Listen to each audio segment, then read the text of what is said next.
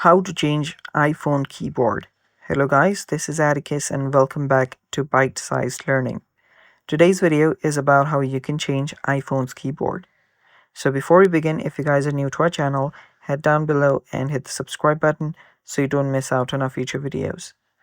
Also press the bell icon so you get notified when we release our new videos. Now let's dive right in. First step is you need to head over to your settings. So after you're on your settings, you will then need to go to General, and on your General, tap on General and scroll down. There you'll find your keyboards. So tap on keyboard, my bad, tap on keyboard, and on your keyboard, tap on keyboards on the top. So from here, you will be able to add new keyboard as well. Tap on add new keyboard, and you can choose different keyboards available. So you can choose different language of keyboards, such as Spanish. So I'll just add a new keyboard in Spanish and tap on done. So after you've added a keyboard, you can also make few edits right there.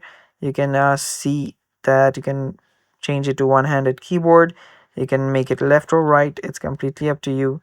Also the text replacements if you want, and all the other stuff that the keyboard does. So we can open up a notepad for this.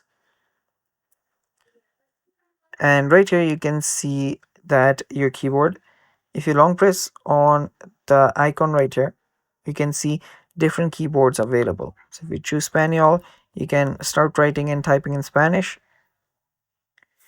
The same goes for any other keyboards that is available. You can also import other keyboards from that you've downloaded as well. And that's how you can change iPhone's keyboard. Thanks for watching, guys. That is it for today's video.